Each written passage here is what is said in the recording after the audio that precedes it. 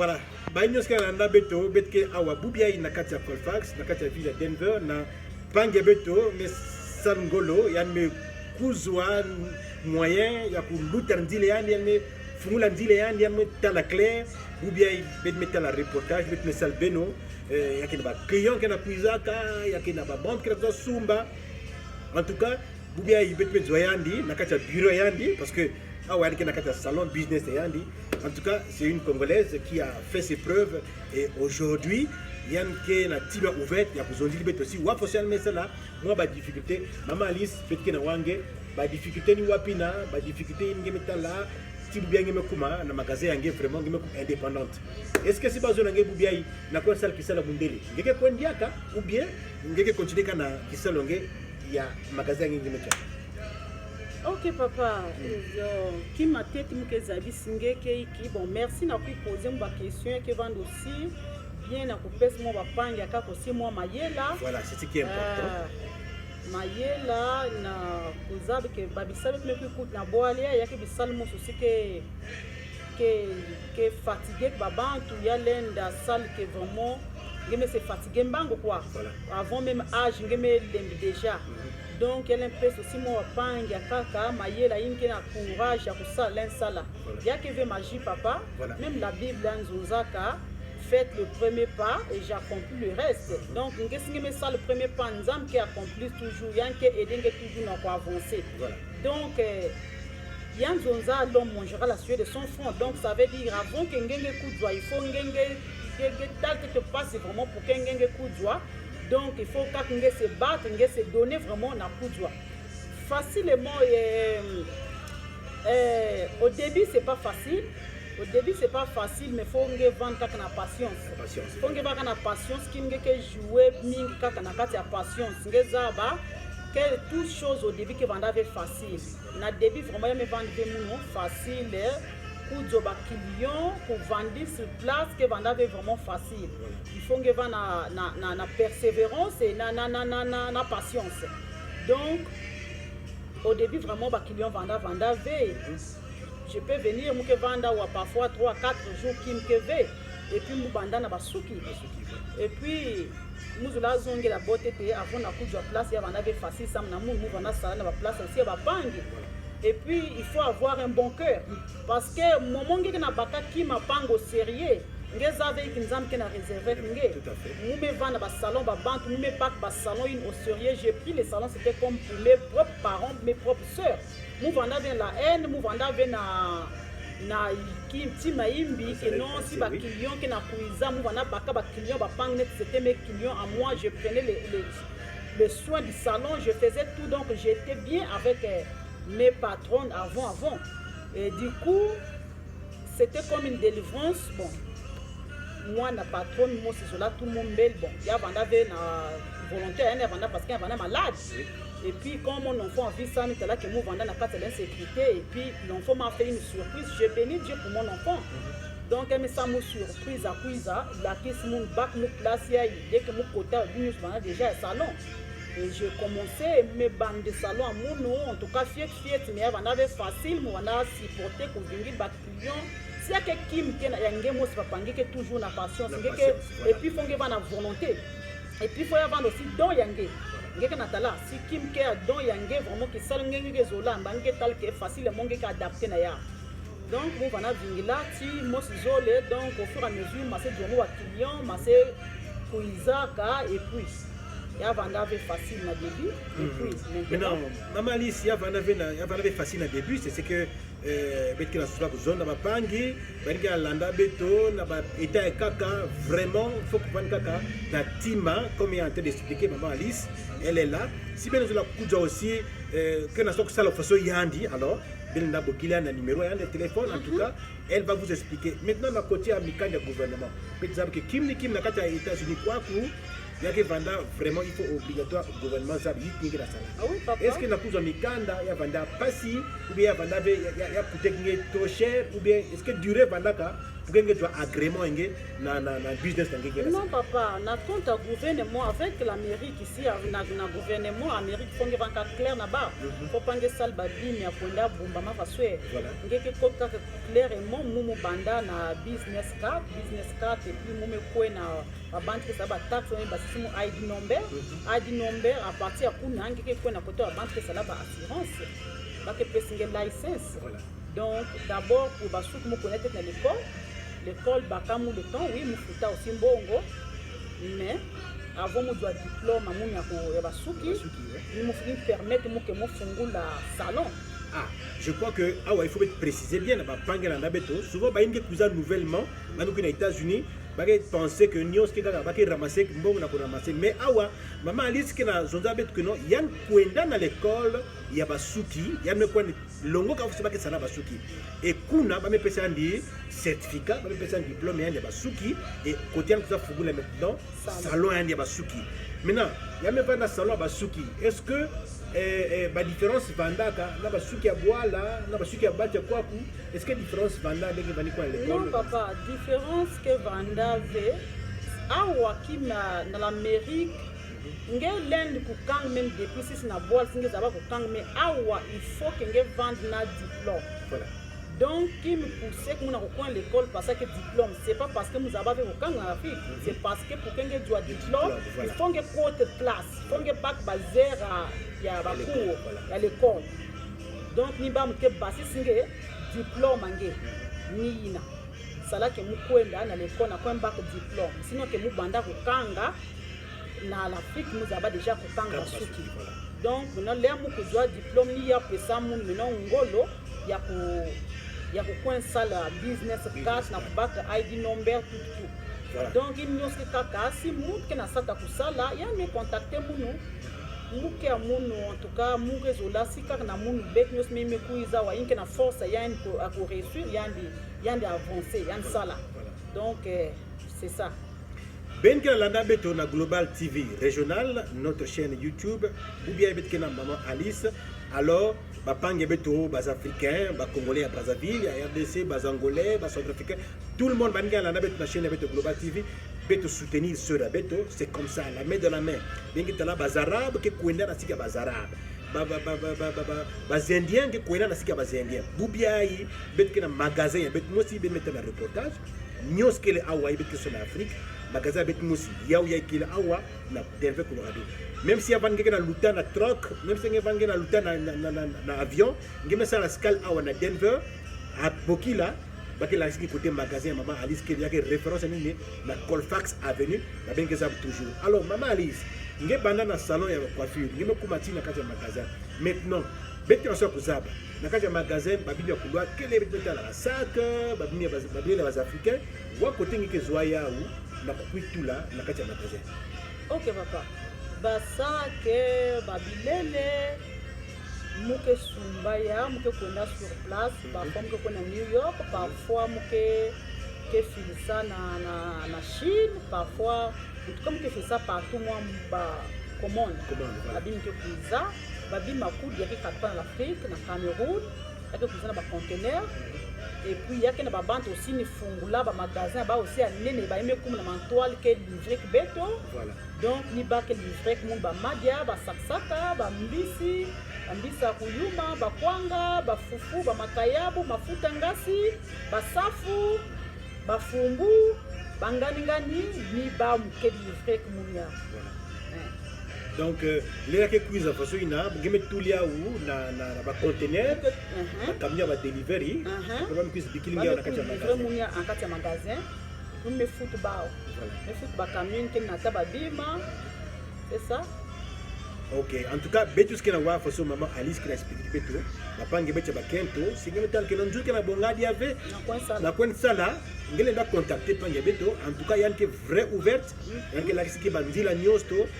En fait, que ngosi nge banda moi kima ya kaka nge va no moins indépendante nge mosi parce que ni faut une maison za bisalo ka bet babaka là au moins bet que tu ngolo on peut travailler jusqu'à longtemps mais bakento c'est pas évident que bet kona sala bisalo ngolo na ba compagnie ya kaka ya ngolo mais au moins yandi mais joie idée ya ça la façon pour que ba panis que nan beto une landiandi, même bokile andi, elle va trouver. Alors, maman Alice, un peu, ma client qui n'a plus à quand même, sinon, quelqu'un a se retrouvé quand même, ça va quand même. Papa, ça va, on a se retrouvé que tu sais qu'en Amérique, il faut que foot une job, on foot place, c'est la business, on foot babil, et puis, s'il y a un peu, il y a peut-être à côté, au cas où je vais vendre la cabine à foot place, il y a mon KV, tu peux le faire par rapport à si je vais vendre la 2 semaines. Les avantages na yao keki papa singe ke na bill bubia ngeme doa kilio mo se basuki comment t'as raison mais basuki à côté basuki bet vana salon vana technique awa maintenant awa salon me ko na manim ko na manto me ko boutique tu sais que ngele vana bill bubia $200 ngela demanda ko foot parfois courant ou mazo ou ba téléphone wiki mais ngele doa aussitôt client mamalie client basuki l'impression que 200 ngeme foot déjà bill ngeme katuka voilà. Et puis mbasi ngeke dodia kilia ka ngeva na kimangia kusala ngele foot bill déjà ngeme katuka ngeme tala ya keve façon mosina ngeme vanda ngeme vingi de 2 semaines bon pour les gens qui sont partis à l'école ba yime quoi à l'école ba ngela ba diplôme ba yime na vraiment na salaire ba wa bien Amérique wa merci parce que ba ke na ba mbongo ba ke kotaka mingi du coup na kati ya moi monte l'un foot babi mais nyos tout na kati ya mbonga ba ke foot mais yake na mingi aussi que sadaka wa na kati ba compagnie avant vingili 2 semaines parfois que na bila ka ke na traîner kuna yanga le navio ku foot ya alors que yake moi moyen mosi ngeza basibet na saba memi ya na kikongo moi na ku yake kaka na encourager ba sœur abetu kwa ba bangi bazab ke singe ke na moi ki ma faso ya edenge mbango ke na ku vingila 2 semaines ba ke futunge de temps que lunga et puis en même temps que na repos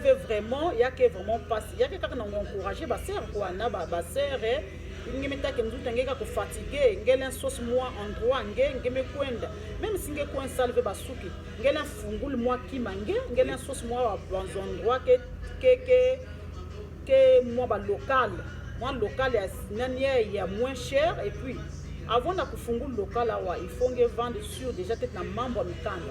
Il faut pointer na gouvernement na point source license. Si vous avez déjà na license, vous avez pèse bal endroit, vous avez ça la boutique en tout cas.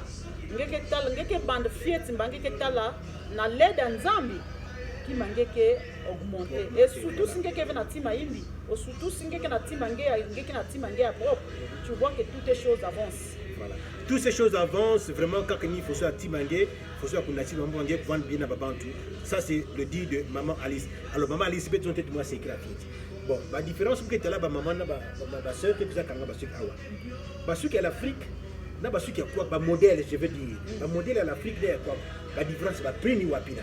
Est-ce que ba nat que prix moi si na banque l'Afrique ou bien banat que prix à kaka awa et l'Afrique aussi prix à kaka. Non papa, ngela comparer fait banat à l'Afrique na ba awa. Il est secret maintenant il y a donc tu veux nous bet que zaba ba inga la bet que zaba. Parce que en Afrique papa, je pense que la banque c'est là qui c'est la pamba. Aïe aïe aïe. La banque c'est là qui c'est la pamba parce qu'en Afrique je ne pense pas que une maman yann que kwenda rien que na 5000 yana kwa saba suki je ne crois pas parce que yanke na babanya yandi ya kubikisa yanke na bamambo ani mingi ya kusala mbongo d'abord que vraiment passe dans la vie pour que une maman prend yann pas que 5000 francs yana kwa sala basuki vraiment na kati ya salon yake veut trop facile donc moulin zone que non yake veut vraiment façon moi aussi awa en tout cas bon, la mèche, il y a boîtier dans mon gongo. Nous avons ce bec là. Ça, c'est les femmes qui doivent le dire.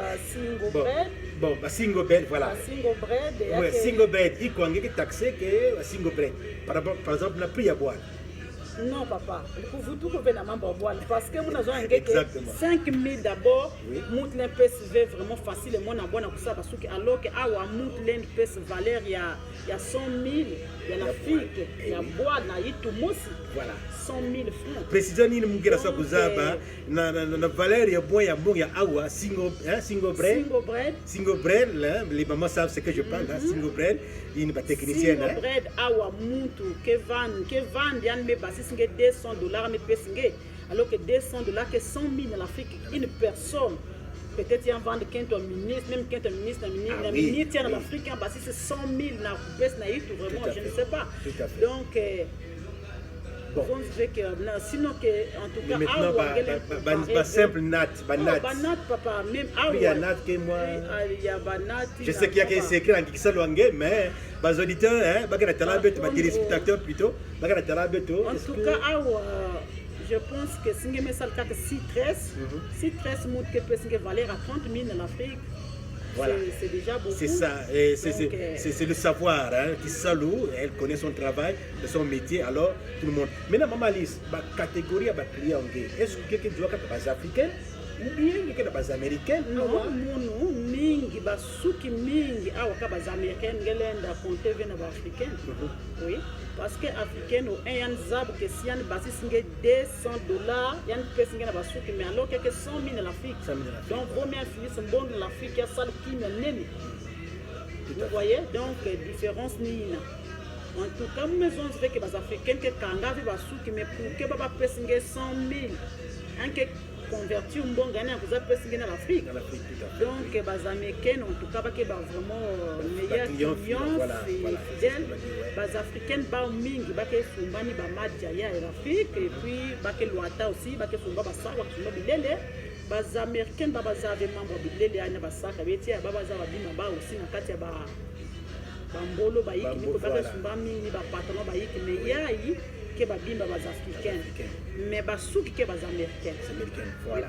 Ben mezoa précision en tout cas singeza pourtant basuki avant qu'il quiz dans les États-Unis, il jouer loterie, il quiz avant qu'il quiz même sauce kuza façon que ça là basuki moi ba métier à fieti banzaka basuki en tout cas dès qu'il kumawa singe ke na ngola kusala il est mieux que ngai bokila ou bien ngai contacter ba ntekilaka ba ke na singe façon que ça là pour que au moins ngai vente indépendante. Alors bec c'est quoi dans la fin na interview avec maman Alice, est-ce que ngai ke na moyen diambo à la fin ya ba pangi ke na so quiz quoi c'est vrai ya ba kaka mais comment déjà na point ba ka vient na quiz quoi. Mais les baguettes comme quoi, au lieu que bah point social du salou, est-ce que nous me faisons pas ouvrir la porte, il ne va pas la notice au moins une semaine, 2 semaines, donc se débrouiller. Est-ce que non papa, moi conseil que pèse na ba pangi que pèse na quiz, ngeza bola mundele, ngele nzonzo na yan que non quiz ve, ya que passe. Si les maisons se prennent façon, donc c'est comme si on a bloqué que via Pang et puis bah on va qu'un aussi veillard. Si vous avez si bas que telle réalité ah on y a et bah qu'un zima veillard mais pour conseil que pèse na bayen que na kuiza car en tout cas avant que puisse façon papa figence maison za zaba kulongo pour moi qui mange même il est la kutungu awa lengi que zaba kutungu bilele ngeke na moi métier ngeke kutungu bilele ou ya kukang basuki. Il dit que Banzaki a aimé aussi faut que à l'école parce que Banzaki va que ça lave son que ngekuwe na l'école na point certificat parce que si zoya avant na kusimbi faut que doit certificat donc en tout cas quand on encourager ba kwa lengi na kuiza kota kuta déjà na moi et moi idée moi soit ya moi métier moi soit il lengi que kuiza en tout cas ngeme lancer ngeme tala ke vanda facile sans nange ya ke vanda facile mais sinon que qui salue vraiment de l'Amérique, il y a qui est facile, il y a qui est fatigué, il y a qui est fatigué. Et puis ce que j'ai constaté avec les Congolais, vraiment, nous avons une volonté face aux Ouest Africains, quand tu remarques partout, oh non, Sénégalais qui est boutique, salon sénégalais, salon malien, salon guinéen, mais Congolais vraiment que Congolais qui n'a qui me connaît ya que moi passe mais alors qu'il faut que Beto vraiment s'efforcer aussi pour connaître ba pang. Tout à fait. Vraiment il faut s'efforcer parce que même awa na 4 bet awa maman Alice qui na grande avenue hein il y a qui na grande avenue à Colfax avenue na manima ko ke ba que kana zole na matua la kuna aussi il y a qui na boutique mais il y a qui na katikati elle est en train de lutter na matua là-bas vraiment et puis na kati ba fonge ba na prière papa gens se passe c'est aussi ça il faut même que le salon là s'appelle Bethel, salon Bethel, parce que je prie Dieu et je crois en Dieu, je sais que Nzambe mukepe saka, muke talave nyos babalen sa na côté ya talve muke fixé na Nzambe moun, voilà pourquoi Nzambe ke fungula ba porte. Voilà. Donc mais en tout cas, merci maman Alice, beto comme dans la fin, mais bikan kak betonge faire visiter le salon, hein, visiter le salon, peut-être ça la moi reportage, visiter le salon et puis là ça va basuki na boutique et puis de manisa si membre à la fin qu'elle est pesa ba mbote na ba yinki na talanga na kwalti awa parce que peut-être mingi na nange parce que tu vois cette invitation